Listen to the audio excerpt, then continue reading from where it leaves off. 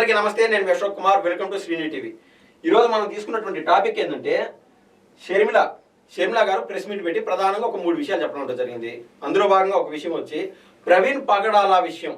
ప్రవీణ్ పగడాల ఆయన హత్య జరిగింది, ఆయన మరణానికి సంభవించిన కారణాలు ఏంది, లేదా ఆయనంతటికి ఆయన ప్రమాదవశాత్తు చనిపోయినాడా, ఆ విషయం పైన మాట్లాడింది.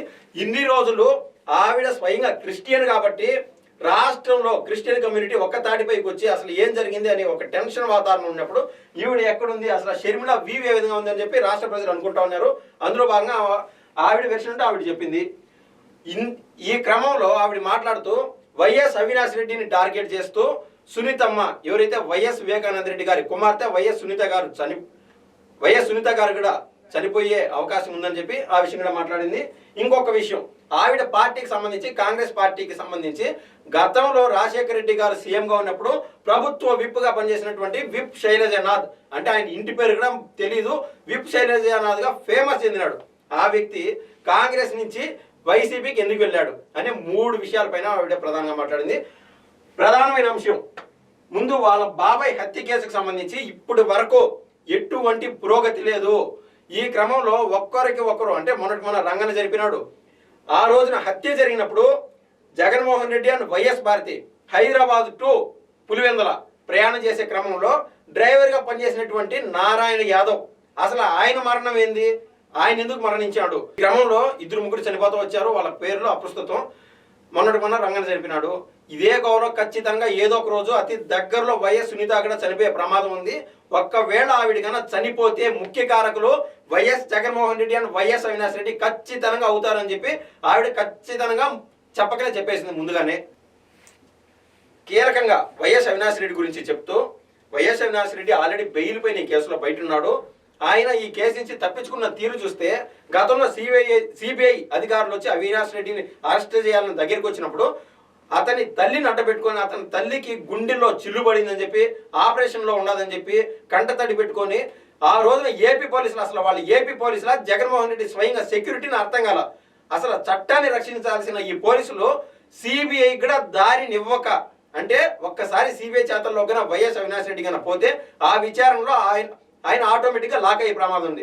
ఒక్కసారి లాక్ అయినాడంటే, మనం చిన్న కేసులు అనుకోండి, సిబిఐ కేసులతో పోలిస్తే పోసాని కృష్ణమురళిది లేదా వల్లభనేని వంశీది ఇటువంటి వాళ్ళందరినీ పెట్టి కేసులు అని చెప్పుకోవచ్చు. ఒక మాట చెప్పాలంటే సిబిఐ కేసులతో పోలిస్తే వైఎస్ అవినాష్ రెడ్డి కన్నా సిబిఐ పరిధిలోకి కన్నా వెళ్ళింటే జగన్మోహన్ రెడ్డి అంత తోడే 16 నెలలు జైల్లో ఉండాల్సి వచ్చింది.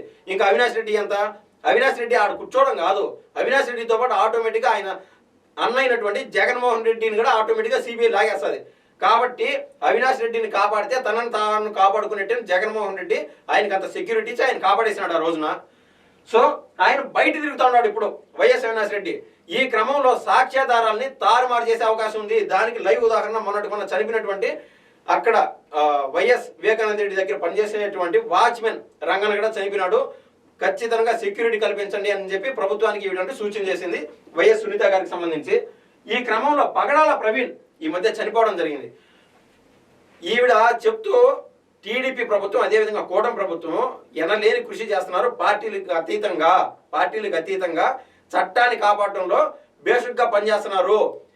ఎందుకంటే 1 కాదు 2 కాదు 300 సీసీ కెమెరాలు ఆ యొక్క విజువల్స్ బయటికి తీయడం, మళ్ళీ అంటే అనుకోకుండా మన రాష్ట్రంలో మతాల మధ్య విద్వేషాలు రేకెత్తించే విధంగా అటు కేపాల్ గారు కావచ్చు, గతంలో ఎంపీగా పనిచేసినటువంటి హర్షకుమార్ కావచ్చు, అజయ్ అనే ఒక మూర్ఖుడు కావచ్చు, ఇటువంటి వాళ్ళందరూ క్రైస్తవుల్లో ఎమోషన్ రేకెత్తిస్తూ టాపిక్ని డైవర్ట్ చేస్తూ ఉన్నారు. అంటే మొత్తం కూటమి ప్రభుత్వం పైకి ఏకతాటిగా అంటే ఘర్షణ పూరిత వాతావరణం పెంపొందించే విధంగా వాళ్ళు ప్రయత్నం చేస్తూ ఉంటే ఈవిడికి ఈ విషయం వరకు హ్యాట్స్ ఆఫ్ చెప్పొచ్చు. వాస్తవంగా అన్ని ప్రూఫ్స్ ముందలు పెట్టి చేస్తున్నారు. ఆయన కన్నా పగడాల ప్రవీణ్ ఆ రోజు కన్నా ఏదైతే పోస్ట్ మార్టం జరిగిందో పోస్ట్ మార్టం రిపోర్ట్ ఇమ్మీడియట్గా కూటమి ప్రభుత్వం కన్నా బయట పెట్టింటే రాష్ట్రంలో అలజడి రేకెత్తించేది.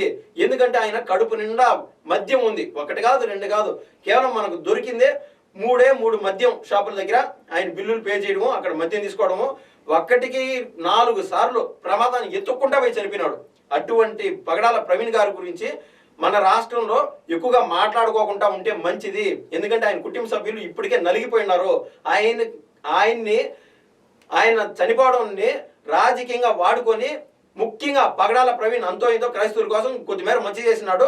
ఆయన క్యారెక్టర్ అసాసినేషన్ చేసే విధంగా హర్ష కుమార్ కావచ్చు, కే పాల్ కావచ్చు, జగన్మోహన్ రెడ్డి యొక్క వైసీపీ ట్రాప్ లో పడి వీళ్ళు ముందుకు పోవడం చాలా బాధాకరము. దీన్ని ఈ విషయం పైన అందరూ సంయమనంతో వ్యవహరించాలని చెప్పి ఆవిడ ముక్కుసూటిగా చెప్పడం జరిగింది పగడాల ప్రవీణ్ గారికి సంబంధించి. ఇదే కోవలో ఇంకొక విషయం, ఒక హాట్ టాపిక్ గా శైలజానాథ్ అంతటి నాయకుడు మీ పార్టీని వదిలిపోవడం ఏ విధంగా చూస్తారు మేడం అని ఒక విలేకరు అడిగిన ప్రశ్న కాబట్టి ఏం చెప్పిందంటే, శైలజానాథ్ ఆయన మా పార్టీ నుంచి పోవడం మాకు శుభ పరిణామం. ఎందుకంటే పాతకాలం అంటే కొన్ని సామెతలు ఉంటాయి, గుదిబండలాగా తయారైపోయినావు అన్నట్టు. అంటే వాళ్ళని బయటికి తరివేలేమో, ఉండించుకోలేము, ఆ బరువు మొయ్యలేము, ఇటువంటి వాళ్ళు ఉన్నారు మా పార్టీలో. ఈయన పోవడం చాలా హ్యాపీ. ముఖ్యంగా శైలజానాథ్ గారిని జగన్మోహన్ రెడ్డి డబ్బులు పెట్టి కొనడానికి కారణం ఏదంటే క్యాస్ట్ ఈక్వేషన్, కేవలం క్యాస్ట్ ఈక్వేషన్. సింగనమలకు సంబంధించిన పెద్ద నాయకుల్లో శైలజానాథ్ ఖచ్చితంగా ఒకరు. సో ఆయన బయటకు వచ్చి రేపో మాపో కూటమి ప్రభుత్వం పైన వాళ్ళు అట్ట చేస్తున్నారు ఇట్ట చేస్తున్నారు అని చెప్తే ఈ క్యాస్ట్ ఈక్వేషన్లో భాగంగా కొద్దిమేర ఓట్లు వస్తాయని చెప్పి చిన్నపాటి ఆనందం కోసం జగన్మోహన్ రెడ్డి దగ్గర ప్రభుత్వం అయితే లేకపోవచ్చు కానీ డబ్బు సంచులు మూలుగుతున్నాయి. అందుకు శైలజానాథ్ కోసం ఆయన ప్రయత్నం చేసి శైలజానాథ్ని తీసుకున్నారు. ఇటువంటి నాయకులు పోతున్నారంటే ఆటోమేటిక్గా కాంగ్రెస్ పార్టీ బలంగా ఉంది, వాళ్ళు వీక్గా ఉన్నారు కాబట్టి వాళ్ళు స్ట్రెంథన్ అయ్యే దానికోసం మా దగ్గర నుంచి నాయకుల్ని తీసుకోవడానికి ప్రయత్నం చేస్తున్నారని చెప్పి షర్మిలా గారు అయితే మీడియాతో చిట్ చాట్లో మాట్లాడడం జరిగింది. ఇది ఇవాళ ముఖ్యమైన అంశం. ధన్యవాదాలండి.